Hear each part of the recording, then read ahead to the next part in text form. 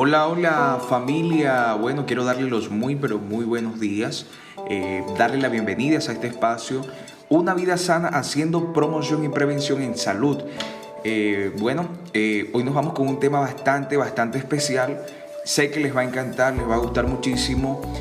Un podcast, nuestro primer podcast dirigido por María Mercedes Arocha y mi persona, Eric Arrieta. En este primer episodio, vamos a conversar sobre la disfonía. Para contextualizar, entonces, vamos a definir qué es disfonía, cuáles son los factores de riesgo, agentes o malos hábitos que pueden llevarnos a padecer la disfonía.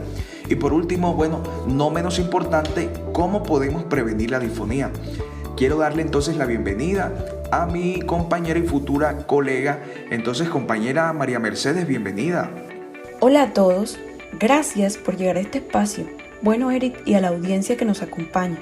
De forma sencilla, la definición de disfonía es que esta es una alteración de la voz en cualquiera de sus cualidades, donde al escucharla vamos a notar una voz forzada, ronca, disminuida, quebrantada y otras características particulares. Y quien padece una disfonía suele sentir dolor, fatiga y le va a suponer un mayor esfuerzo hablar.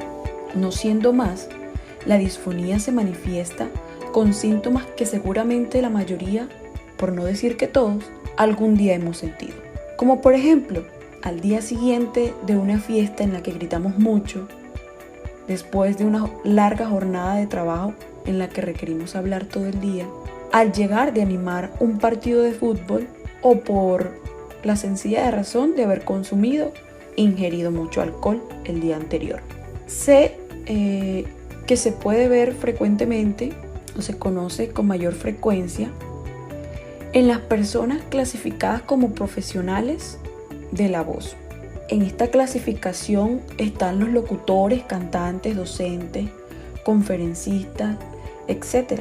No solo los profesionales o las personas que tienen como profesión y su herramienta de trabajo es mayormente la voz, sino también aquellas personas naturales que el día a día su herramienta de trabajo es la voz, como los trabajadores de la calle, los vendedores ambulantes que luchan con el ruido externo, aquella contaminación que se encuentran en su ambiente de trabajo. Dichos síntomas pueden volverse frecuentes y prolongados, y ya puede tratarse de algo aún más complicado.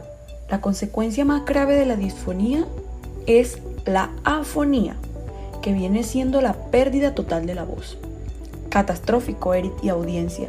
Sabemos que la voz es el uso más frecuente que hacemos en el ejercicio de comunicarnos y que para muchos es un tesoro y una herramienta de trabajo. Por eso, conocer qué es la disfonía es un deber de todos, pero aún mayor de aquel profesional o persona natural que su herramienta de trabajo es la voz. Como profesionales de la voz, los fonoaudiólogos debemos prevenir y promover la disfonía informando sobre la higiene y salud vocal. También conociendo cuáles son esos factores de riesgo que conducen a esta alteración. Eric, cuéntanos, ¿cuáles son esos factores de riesgo que debemos evitar?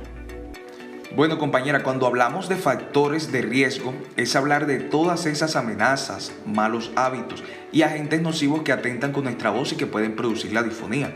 Entonces, dicho esto, paso a darles unas sugerencias y recomendaciones que les va a servir muchísimo. Evitar el uso excesivo de la voz, evitar el consumo de cigarrillos diarios, evitar beber más de 2 tazas de café o de vasos de bebidas negras, consumir caramelos mentolados o refrescantes, evitar el uso de spray en la garganta y por supuesto que todo en exceso es malo. Entonces, hay un grupo de personas que lo podemos clasificar como profesionales de la voz. Entre los factores más frecuentes están dados por las condiciones de trabajo. Esas personas que de pronto en su trabajo no tienen una infraestructura con buena acústica, entonces esos factores lo llevan a que puedan padecer de disfonía. Ambientes contaminados de ruido, donde la persona tiene que alzar muchísimo la voz, es un factor también que lleva a padecer de disfonía. Manejar un número elevado de audiencia, largas horas de trabajo con la voz y malos hábitos, entonces son factores que nos llevan a padecer de disfonía. Interesante, Eric, tu información. Retomando mi participación en este espacio, ya luego de conocer cuáles son esos factores de riesgo, entre esos los malos hábitos, me queda por decirles lo siguiente. ¿Cómo podemos nosotros corregir esos malos hábitos? Prevenir la disfonía. Fácil, a través de lo opuesto. Buenos hábitos. Tales como tomando agua. Importante que sea el clima. Hidratarnos, sobre todo cuando estamos haciendo un mayor uso de la voz. Limitando el consumo del alcohol, el café, sustancias amentoladas, dejando de fumar o disminuyendo la cantidad. No tratar de carraspear o toser cuando sentimos aquellos síntomas de disfonía en ese intento fallido de mejorar la calidad de nuestra voz. También es importante dormir. La recomendación está en dormir entre 7 y 8 horas por día. No se debe competir con el ruido ambiental. Para esto es necesario contar con unas condiciones de trabajo óptimas donde contemos con una infraestructura con buena acústica o empleando herramientas como los amplificadores o micrófonos y entre otras herramientas. Luego de esta lista, no me queda más que recomendarles que por favor consulten con un profesional de la voz ante la presencia de síntomas. Finalmente, gracias. Espero que este espacio, Una Vida Sana, haya sido del agrado de todos. En especial, que sea una herramienta informativa e instructiva. Bueno, por último te invitamos a que compartas este espacio en tus redes sociales, grupos de WhatsApp, Telegram, Instagram, para que así mucha gente se informe, se eduque y poder evitar la disfonía.